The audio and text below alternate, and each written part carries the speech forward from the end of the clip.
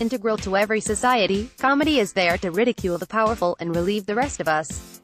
But rapid social change can act as a divide between comedians and audiences, begging the question, can comedy only evolve alongside society's attitude shifts for so long? The debate was once whether racist, homophobic and sexist jokes were okay.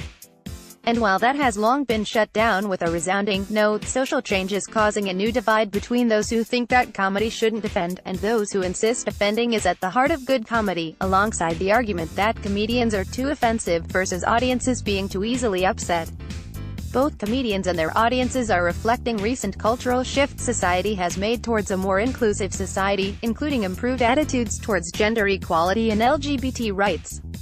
His MTV Movie and Film Awards acting trophies, for example, were no longer categorized by gender, but given to the Best Actor in a Movie and Best Actor in a Show, in a move to modernize and reflect younger generations' views of gender as a spectrum. And last month, the New York subway announced it will use gender-neutral pronouns instead of ladies and gentlemen. Just like comedy routines about predictive texting might as well be from the Stone Age now, these milestones society has made to become more inclusive are rapidly dating some of the UK's most loved comedies. For example, it's hard to believe that as recently as 2006, comedians Matt Lucas and David Walliams dressed as transvestites and wore fat suits on their sitcom Little Britain. But more recently, Lucas said dressing as a rubbish transvestite now seems extremely insensitive. Even family-friendly Peter Kay and his character, Britain's Got the Pop Factor winner Geraldine, would struggle to get the laughs it once did. David Walliams and Matt Lucas as Little Britain characters Desiree and Bubbles Dever, BBC, Little Britain, we've surpassed the point where we'd question whether a man clumsily dressed as a woman is funny. Jen Lavery, spokesperson for comedy club The Stand, says, previously a comedian may have been able to get away with a sexist comment. You can see audiences are now generally less comfortable with that type of rhetoric, she says. People are also far more aware of trans issues now too, and certain jokes which may have got a laugh even a couple of years ago would now be viewed very differently. Now, the PC argument has moved on to whether comedians should address all genders at the expense of brevity, give audiences trigger warnings and avoid any controversial topics, despite coming at them from a liberal angle. Lavery says she has seen a rise in the number of audience complaints from its comedy venues across Edinburgh over the past few years.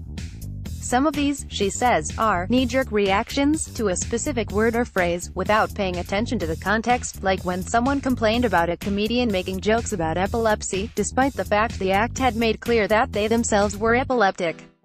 Speaking to the BBC, journalist John Ronson said that audiences no longer pick up on the nuances of jokes. Nobody seems to be able to tell the difference between a racist joke and a liberal joke that comments on racism. And social media, some argue, only it exacerbates the issue. Comedian Andrew Doyle noted in an article for Spiked that he's seen an increase in people taking stand-up comedy at face value. He wrote, many comedians I've spoken to agree that this kind of entitled, moralistic response is more commonplace than ever before.